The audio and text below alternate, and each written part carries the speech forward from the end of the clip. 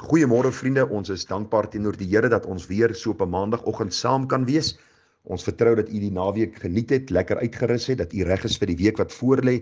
Ja, ek weet dis 'n week met baie uitdagings, maar onthou as u aan die Here behoort, sê die Here vir ons baie duidelik dat hy ons ingange en ons uitgange sal bewaar van nou af tot in ewigheid. Watter vaste sekerheid het kinders van die Here dat ons weet elke tree van hierdie pad is die Here saam met ons en dat ons in sy naam en deur die krag van sy gees meer as oorwinnaars kan wees. Nou vriende, ons het verlede week stilgestaan by die gedagte van groei deur die woord van die Here en die kosbare gedagtes het na ons kant gekom en ons kon laasweek die hele week stil staan by hierdie baie besondere gedagte hoe ons kan groei deur die woord van die Here.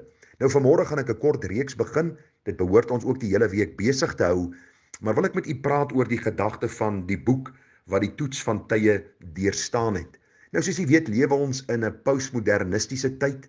Ons leef in 'n humanistiese tyd, 'n tyd waar mense se idees, se gedagtes, ek wil amper sê se reg op die voorgrond kom en God se woord heeltemal op die agtergrond geskei word.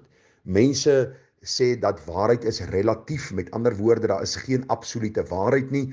En wie sê vir ons in elk geval die Bybel is 'n boek van God en dat die Bybel die waarheid is? So sien ons dat die mens uitdagend lewe, hulle daag God uit, hulle daag sy woord uit, hulle daag sy gesag uit. En daarom het ons nodig om so 'n bietjie te kyk wat die Here vir ons deur sy woord wil kom leer rondom die gedagte, die boek wat die toets van tye deurstaan het. Nou daar is geweldig baie boeke al geskryf, vriende, wat handel oor hierdie gedagte. Ons dink aan die boek van Josh McDowell. Hy het 'n boek geskryf, Evidence That Demands a Verdict. Nou Josh McDowell was 'n agnostikus.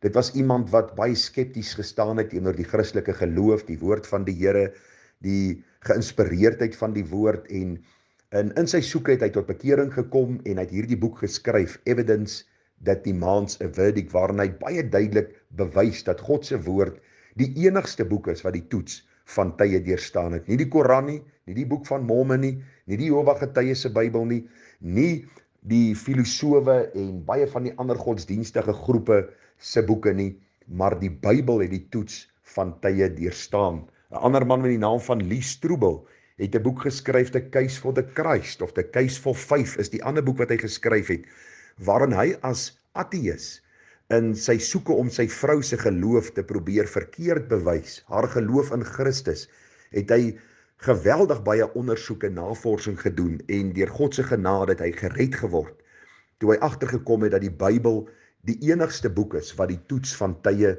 deurstaan het, geïnspireer deur die Heilige Gees, 'n baie besondere boek wat ons kan lees, wat ons kan glo, wat ons kan vertrou, juis omdat die outeur daarvan die God van hemel en aarde self is.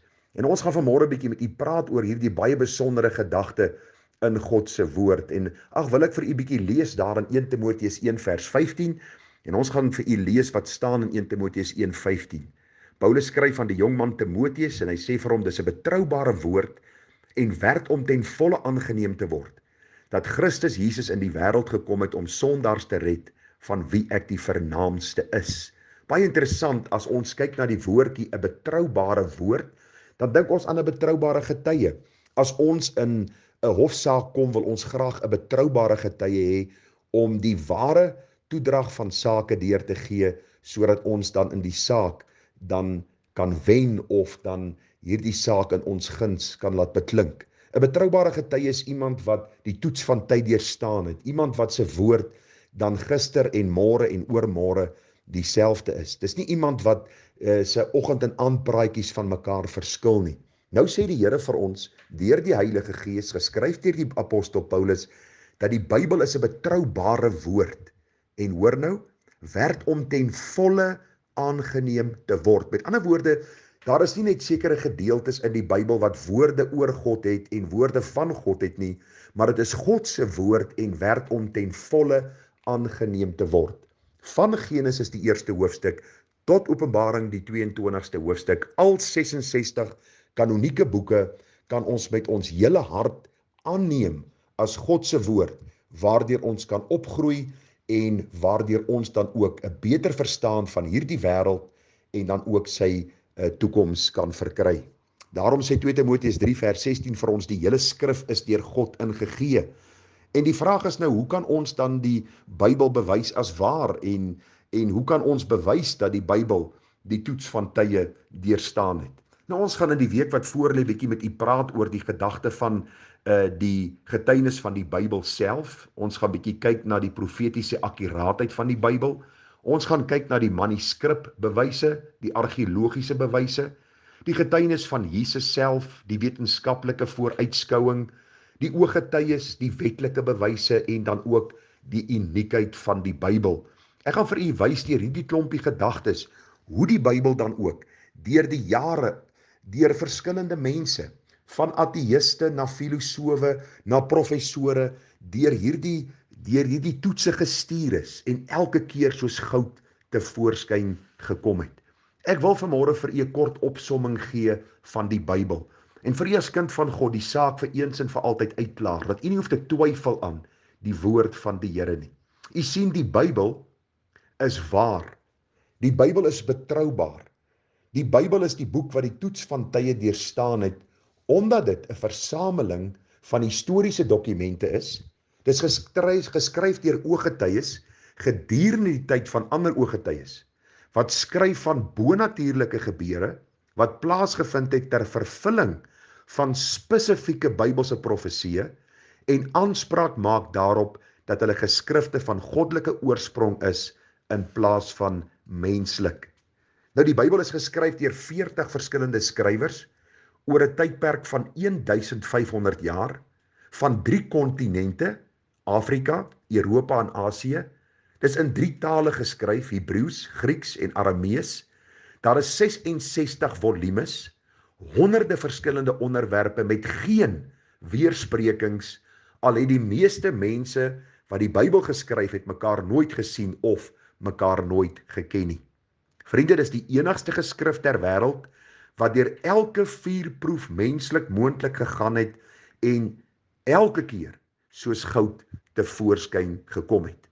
As jy vanmôre nog miskien getwyfel het en miskien nog twyfel in jou hart gehad het oor, is die woord werklik die waarheid en kan ons werklik sê dat die Bybel deur God uitgeasem is en dat dit God se boek vir ons as mens is en dat hy homself daarin openbaar, dan wil ek alle twyfel vandaan of vanmôre tot rus te bring om vir u te sê, vriende, u kan die Bybel glo met u hele hart. Dit is so kosbaar as ons lees wat die Here vir ons sê in sy woord, rakende die betroubaarheid van sy woord self. U sien, wanneer ons kyk na die Bybel, dan weet ons dat die Bybel betroubaar is, omdat God self verklaar, dat geen woorde in die Bybel 'n gedagte van menslike uitleg of eie uitlegging is nie, maar die profete van God het gespreek en deur die Heilige Gees gedrywe, het hierdie manne gepraat, om dan ook God se gedagte aan ons te openbaar. 2 Petrus 1 vers 19 tot 21.